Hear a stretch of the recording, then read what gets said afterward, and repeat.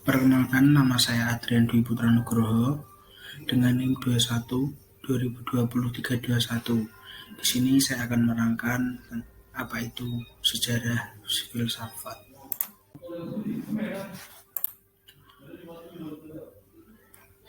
Filsafat. Awal kelahiran filsafat tidak dapat dipisahkan dengan perkembangan ilmu pengetahuan yang muncul pada masa peradaban kuno, masa Yunani. Berbicara tentang kelahiran dan perkembangan filsafat, pada awal mula kelahirannya tidak dapat dipisahkan dengan perkembangan ilmu pengetahuan pada munculnya peradaban kuno.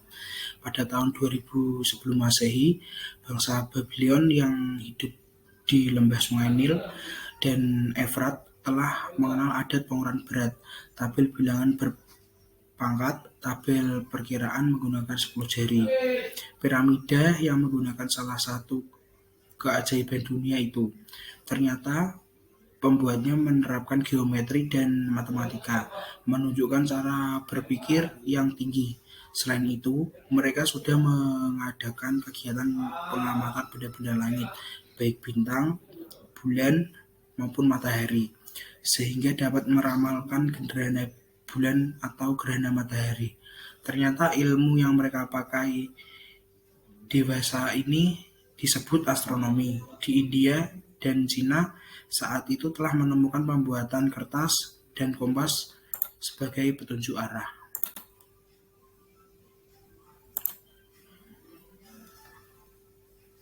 Masa Yunani. Terjadi pola pikir dari metrosentris menjadi logosentris. Periode filsafat merupakan periode sangat penting dalam sejarah peradaban manusia, karena saat itu terjadi perubahan pola pikir manusia dari metrosentris menjadi logosentris. Pola pikir mitosentris adalah pola pikir masyarakat yang sangat mengenal mitos untuk menjelaskan fenomena alam seperti gempa bumi, pelangi, maupun yang lain.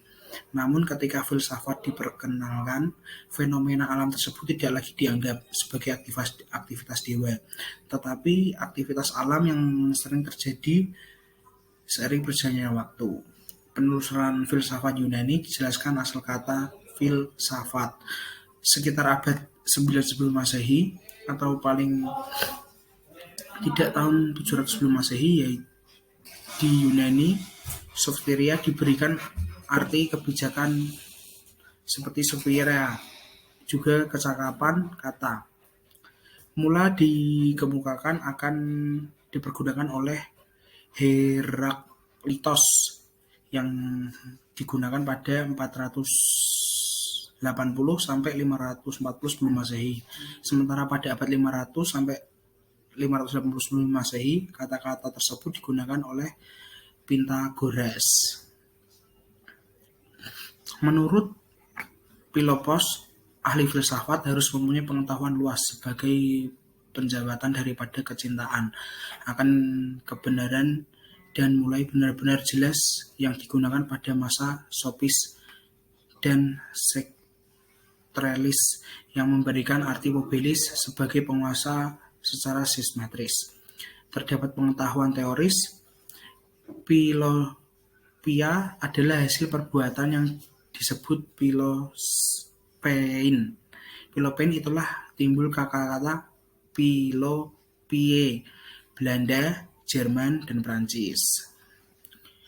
Kehidupan penduduknya sebagai nelayan, dan sebab sebagian besar penduduknya tinggal di daerah pantai sehingga dapat menguasai jalur perdagangan laut. Kebiasaan mereka hidup di alam bebas sebagai nelayan itulah mewarnai kepercayaan yang dianutnya, yang berdasarkan kekuatan alam sehingga beranggapan bahwa hubungan manusia dengan Sang Maha Pencipta bersifat formalis, artinya kedudukan Tuhan terpisah dengan kehidupan manusia yang sifatnya itu tidak memberikan kebebasan kepada manusia, yang ditemukan oleh Hemorus dengan dua buah kata itu, yaitu alias dan Odeus. Masa abad pertengahan. Pemikiran antropolis, pemikiran filsafat berdasarkan akal dan pengalamannya. Pada abad 19, pemikiran filsafat terpecah belah. Masa diawali dengan lahirnya filsafat Eropa. Sebagai halnya dengan filsafat Yunani yang dipengaruhi oleh kepercayaan, maka filsafat atau pemikiran pada abad pertengahan maupun dipengaruhi oleh kepercayaan Kristen. Artinya, pemikiran filsafat abad pertengahan didomisili oleh agama. Pemecah semua persoalan selalu dasari atas dasar agama, sehingga corak pemikiran kefilsafatannya bersifat teoris. Baru pada abad ke-6 Masehi, setelah mendapatkan dukungan dari Karel Agung, didirikan oleh sekolah-sekolah yang memberikan pelajaran gramatika, dialektika, geometri, aritmatika, astronomi, dan musik.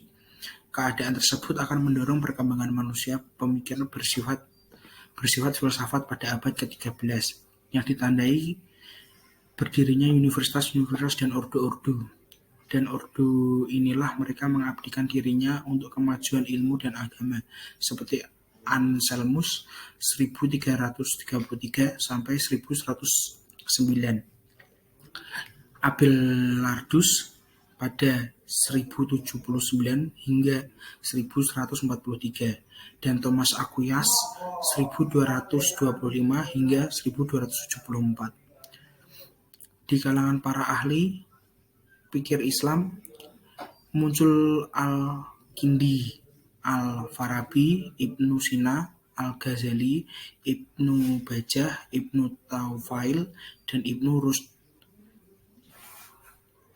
Periode skolastik Islam ini berlangsung pada 850 hingga 1200. Pada itulah masa kejayaan Islam berlangsung dan pengetahuan berkembang pesat. Akan tetapi, setelah jatuhnya kerajaan Islam di Granada, Spanyol 1492, mulailah kekuasaan politik Barat menjarah ke timur.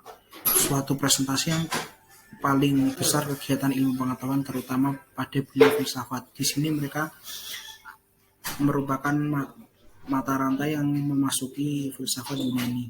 Bagaimana dilakukan oleh sarjana-sarjana Islam di timur terhadap Eropa, merupakan pikiran-pikiran Islam sendiri. Para filsuf Islam sendiri sebagian besar menganggap ini filsafat Aristoteles adalah benar, Plato dan Arwan adalah benar. Mereka mengadakan perpaduan serta sinkretisme antara agama dan filsafat.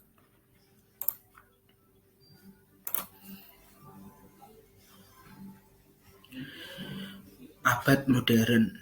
Pada masa ini, pemikiran filsafat berhasil menempatkan manusia pada tempat yang sentral. Pemikiran filsafat pada modern ini berusaha meletakkan dasar-dasar bagi metode logis ilmiah. Pemikiran filsafat diupayakan lebih bersifat praktis, artinya pemikiran filsafat diarahkan pada manusia. Pada masa modern ini berhasil menempatkan pada manusia ke tempat sentral, sehingga corak pemikiran antropologis yaitu pemikiran filsafat mendasarkan pada akal pikir dan pengalaman. Sebelumnya telah dikemukakan bahwa munculnya Rainisme dan Humanisme sebagai awal masa abad modern, dimanapun ahli menjadi pelapor perkembangan filsafat. Pemikiran filsafat pada abad modern ini berusaha meletakkan dasar-dasar metodologis ilmiah. Pemikiran filsafat diupayakan lebih bersifat praktis, artinya pemikiran filsafat diarahkan pada upaya manusia agar dapat menguasai lingkungan alam menggunakan penemuan ilmiah tersebut.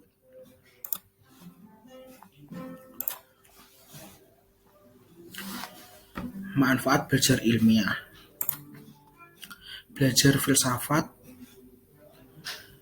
Manfaat belajar filsafat ilmiah. Belajar filsafat pada umumnya menjadikan manusia lebih bijaksana. Bijaksana artinya memahami pemikiran yang ada dari sisi mana pemikiran itu disimpulkan. Memahami dan menerima sesuatu ada dari sisi mana keadaan itu ada. Plato merasakan bahwa berpikir dan memikirkan sesuatu itu suatu nikmat yang paling luar biasa, sehingga filsafat diberikan predikat sebagai keinginan yang maha berharga. Sekian presentasi dari saya, Adrian Dwi Putra Nugroho.